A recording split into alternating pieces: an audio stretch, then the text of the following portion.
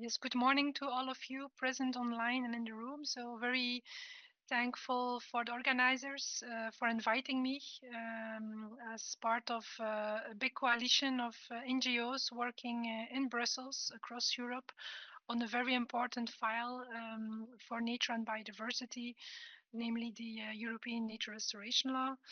And during my presentation, I will guide you through the context of the law, but also the context of this new legislation. And I will have a look back, but especially I will have a look forward to see and explain to you how this new important legislation will contribute to tackling biodiversity loss and climate change impact in Europe. Yeah, first slide, please. Thank you. You may remember that after the previous elections in Europe, the Commission has made a very strong commitment to tackle the impacts of climate change and to try to cope with the biodiversity decline in its so-called Green Deal, which was published in December 2019. And as part of this Green Deal, the Commission also had the aim to develop a European-wide biodiversity strategy which number of very important targets towards 2030. And one of these targets was the so-called development of legally binding obligations to restore nature at a European-wide scale. And finally, then in June 2021, the European Commission published its proposal for this European Nature Restoration Law. Yeah, thank you. Next slide. You also may remember that since the very start of the publication of this new legal proposal, the process following it has been very difficult. And this is mainly due to very hostile political context. There was a lot of pressure against this new legislation for a number of reasons. There was a big lobby going on from conservative and right-winged political groups in different countries at European scale who wanted to get rid of this law, who wanted to stop this policy process. And this has led to a wide range of disinformation, of fake news spreading around on social media at European level, maybe also in your country. And here on the slide, you see a number of examples which we have been seeing passing by in this period. Yeah, next slide. But finally, after a long pressure against this law, we saw as civil society that we really need to push back, that we really need to show that nature restoration is not about forbidding things. It's not about putting pressure on farming, on forestry. It's really about bringing nature back for all the benefits that nature provides us. So we joined forces with NGOs across Europe at European level, at national level, with scientists from different universities, with private sector members, so with businesses who really saw that nature restoration is really something that we need to be very careful taking for in the next couple of years. We joined forces with citizens, with cities, smaller communities across Europe. So all this was aiming to join forces to really make a strong call from civil society that we need to restore nature now because the window of opportunity is really closing very fast. Next slide. Thank you. And finally, after a long process, a very harsh process, we could share the very good message that the nature restoration law has been adopted last June, the 17th of June. And we can really truly call this a historic win for European nature, considering the very difficult process that I was explaining. So this means that now we have a strong tool in hand to really bring back nature and in parallel to really cope with all the impacts of climate change, for example. Yeah, next slide. Let me now briefly guide you to the content of this new legislation. So how does it look like? It all starts with a very important overarching objective, which has in mind to put restoration measures in place that need to cover 20% of European land and 20% of European sea by 2030. So there's a clear deadline. And as underlying objective, the link is made with all the benefits that nature provides us. So with tackling and keeping in mind climate change impact. So to keep in mind the importance of climate adaptation and mitigation. And also then to highlight important issues like securing food provision, securing the rights of landowners, securing a good stakeholder engagement. So this is all under this overarching objective. And for the longer term, there's the aim to have measures, restoration measures in place for all ecosystems in need of restoration by 2050. And as part of this overarching objective, there's a number of specific habitat-linked restoration targets, which you could see here in the slides. First of all, the targets are mainly based on habitats which are and species which are already protected under the Birds and the Habitats Directive. So the first aim, so the first number of articles in this law really refer to restoration measures for habitats in the annexes of the Habitats Directive. But in addition, important to mention, for marine, a number of other habitats has been highlighted with specific obligations to restore. Also, attention is paid to urban ecosystems, as of course a large number of European population is living in urban environments. So it's very important that people have and keep access to the green space around them. So that's the reason why specific targets has been developed for urban ecosystems. In relation to rivers, they also have a specific attention. You may remember that there is an overarching objective to restore 25,000 free-flowing rivers. So this target of restoration contributes to that. It will have a focus on dam removal, which I will highlight later on in my presentation. And finally, and luckily, the nature restoration law also pays specific attention to very important ecosystems for our land use. So mainly agricultural ecosystems and forestry ecosystems, because in these parts of our landscape, biodiversity is still not doing well. So it means that this specific group of ecosystems really needs active restoration measures to also bring nature back there, while also, of course, guaranteeing the services that these provides to us. Yeah, next slide, please. Thank you. So now let me have a closer look and explain you the different targets more in detail. I will not go too much in detail. I invite you strongly to have a closer look to the law as such, if you did not have the occasion yet. But first, then, as I mentioned, so the focus is there on restoration of terrestrial, coastal, freshwater, and marine ecosystems, which is united in the Articles 4 and 5. So the main aim is that measures should be put in place to restore these habitats on 30% by 2030, 60% by 2040, and 90% by 2050. And the main aim of these measures, of course, should be to improve the condition of these habitats, which are generally not doing well throughout Europe. And member states may prioritize areas in Natura 2000. It is not an obligation, but if a member state thinks that first focus should be paid to areas which has already a form of protection as Natura 2000, they may put first measures in place in these areas. And besides improving the condition, member states also need to re-establish habitats. So meaning that areas where important vulnerable habitats do not exist anymore for different reasons, they also need to re-establish them to ensure that overall this habitat is doing well at national level. And besides the habitats, this part of article also pays attention to species as such. And for this group, member states need to ensure that the habitats improve in quality and quantity, and also the importance of connectivity is very strongly highlighted, because of course also for species this is a really an important condition to ensure that populations are doing well again. And then in addition, there's a so-called obligation for non-deterioration. That means that if a member state or other stakeholders did efforts to restore an area, or to at least put measures in place to restore them, there need to be safeguards. So for longer term safeguards, that member states or the responsible person for restoration does an active effort to safeguard all the measures which has been put in place. And of course, this makes perfect sense.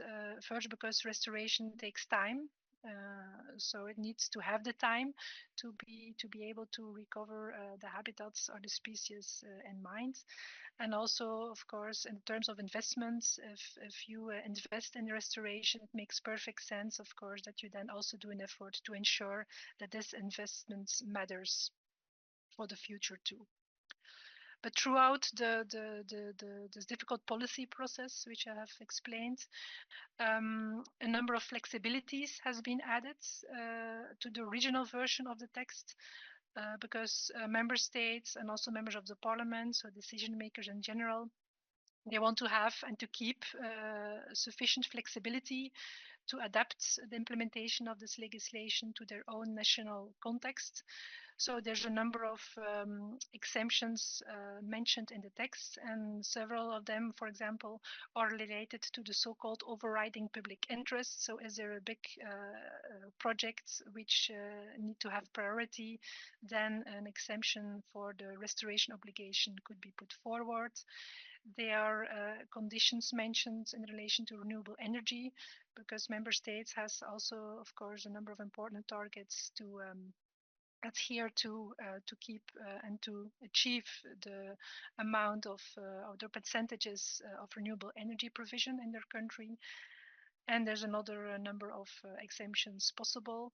So for that, the member states have the possibility to claim these exemptions, but of course they need to be able to explain them very well to the Commission to show that they really make sense. Yeah, next slide. So for urban ecosystems, the main obligation there is that the current urban green space at national level should be guaranteed. So there may be no net loss by 2030, which is important, of course, for all the benefits that green spaces provides to all the citizens. And in parallel, the urban tree canopy layer cannot be decreased. So there should also be no net loss in this important indicator by 2030. And after 2030, the member state need to ensure that there's an increasing trend until a so-called satisfactory level. And this is a kind of threshold that the member states need to develop themselves, with a number of conditions, of course, to really show what they have in mind as a kind of best goal to achieve this urban green space cover or canopy cover.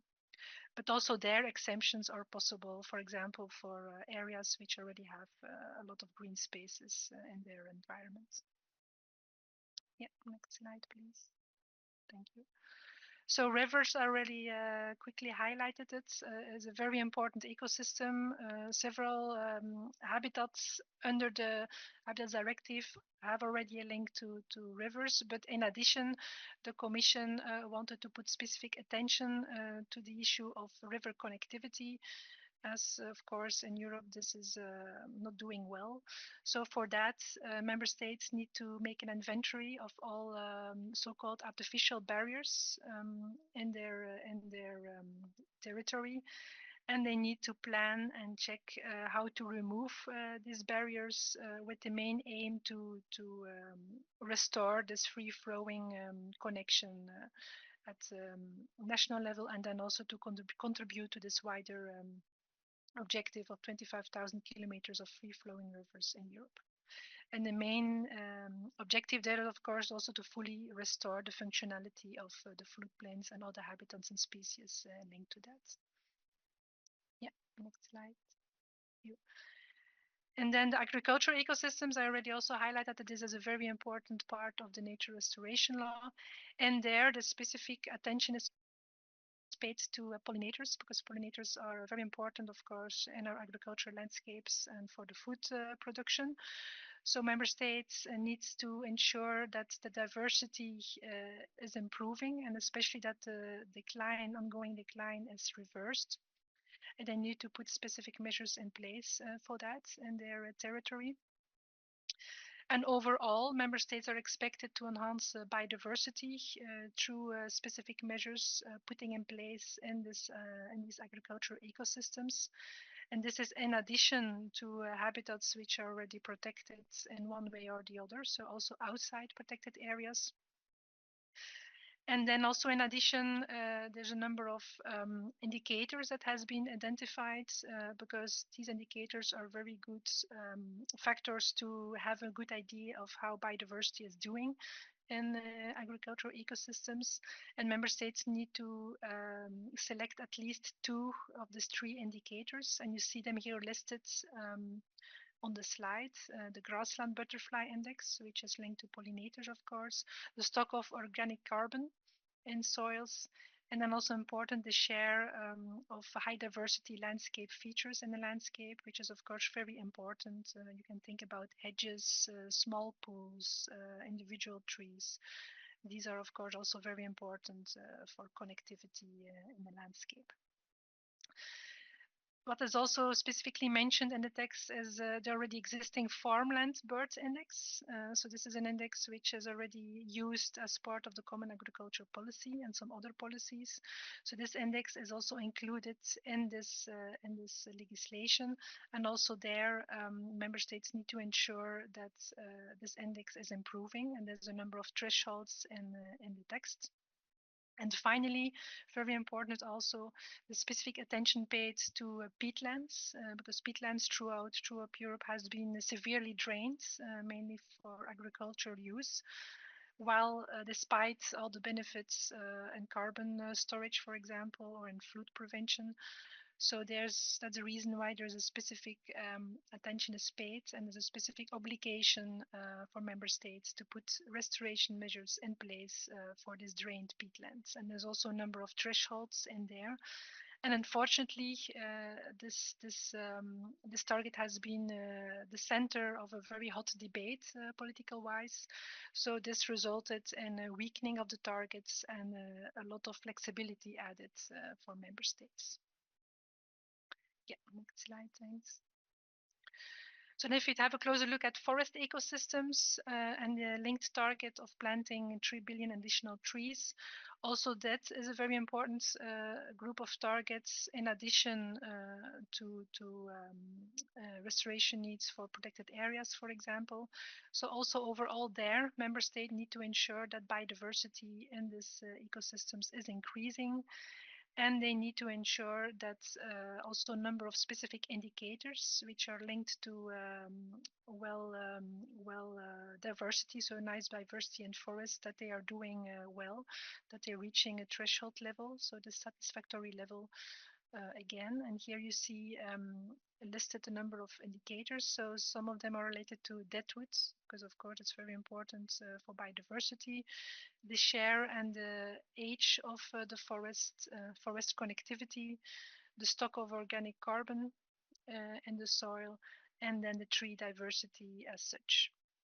And also there, unfortunately, a number of exemptions has been included throughout the political process, which allows member states to bypass some of these obligations, for example, in relation to force majeure, in relation to the impacts of climate change. And then importantly also for this obligation of or the ambition of planting additional trees, it's mentioned that of course this tree planting needs to respect ecological principles because there's a number of examples throughout Europe where afforestation is happening in areas which is not a good way for biodiversity. Yeah, next slide, thanks.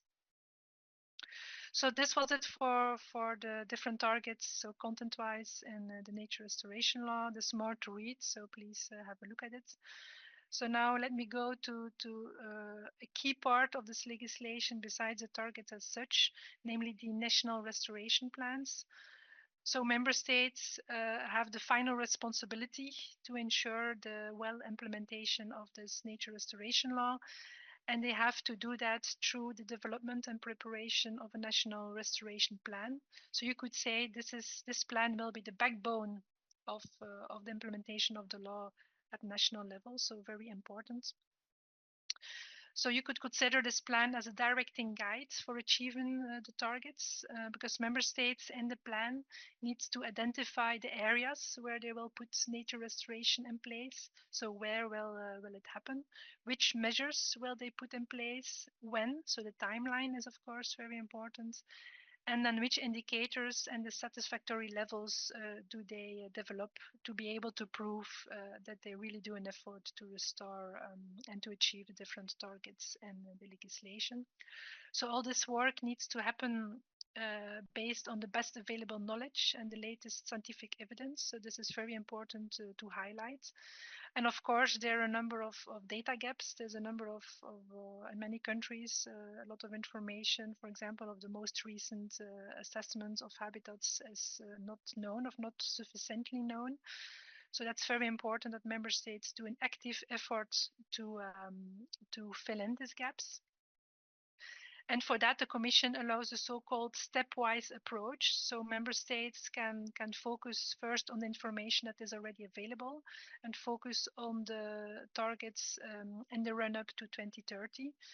And you only then need to put some general lines of thinking for the 2040 and 2050 targets. So this is also a flexibility that has been added throughout the process for member states.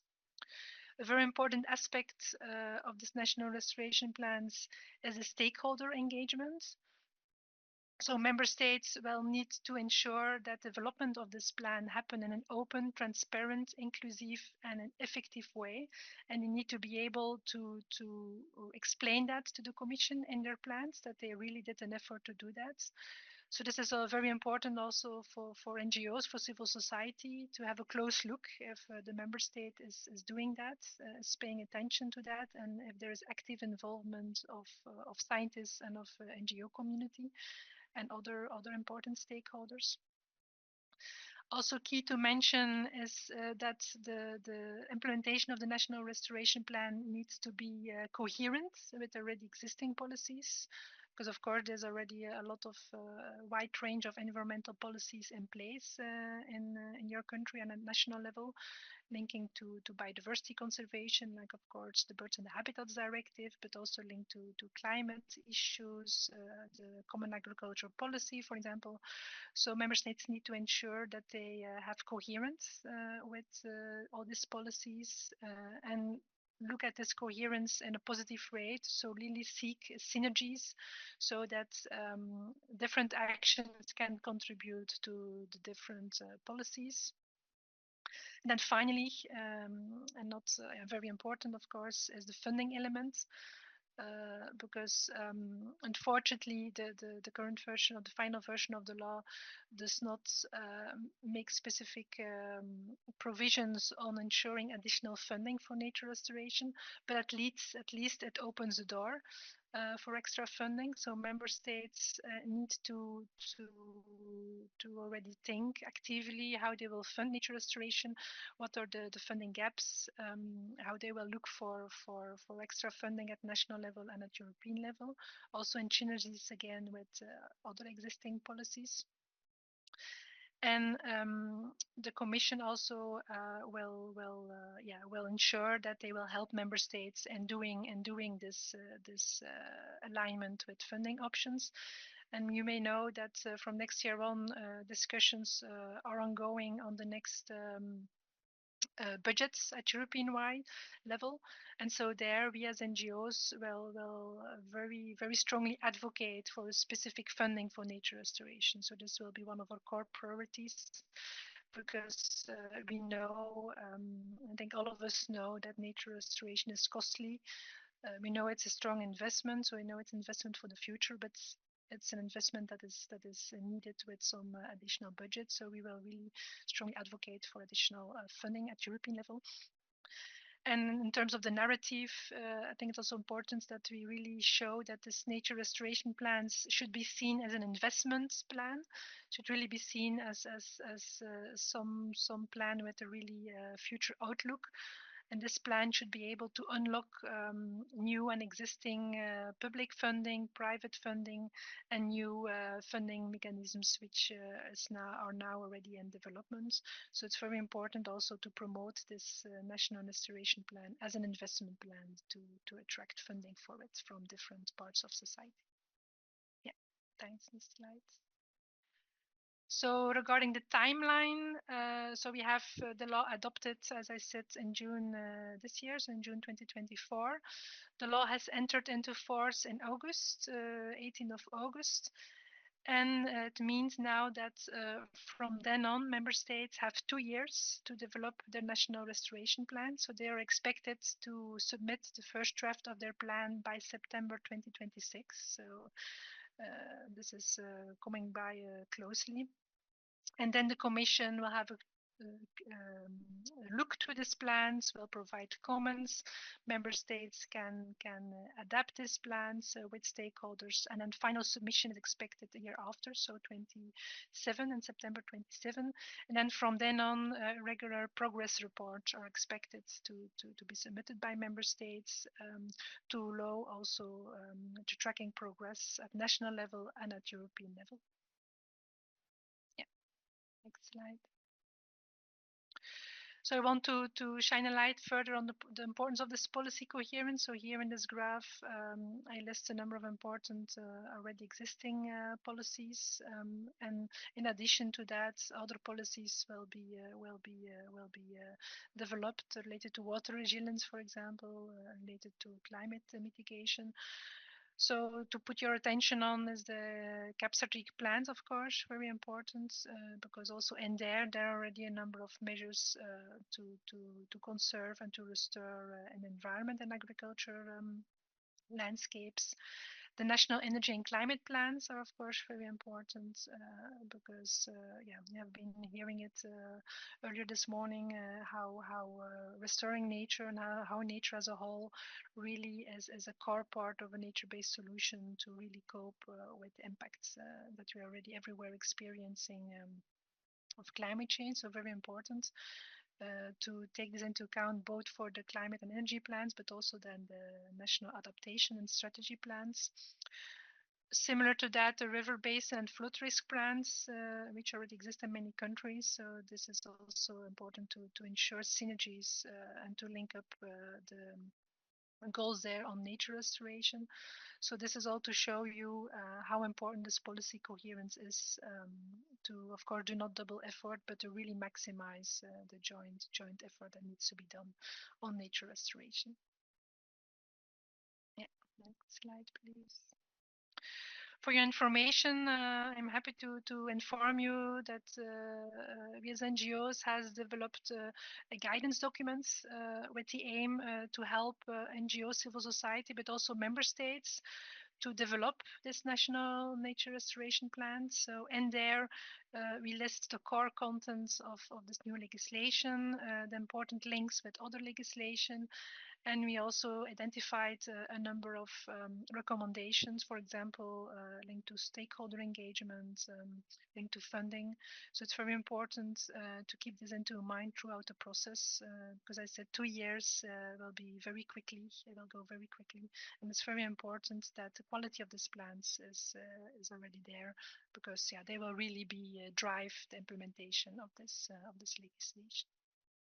I think almost coming to the last slide, I think. Yeah. Voila. So this was it. Questions. And I'm happy to share this guidance report with you, of course, if you did not have seen it yet through other means.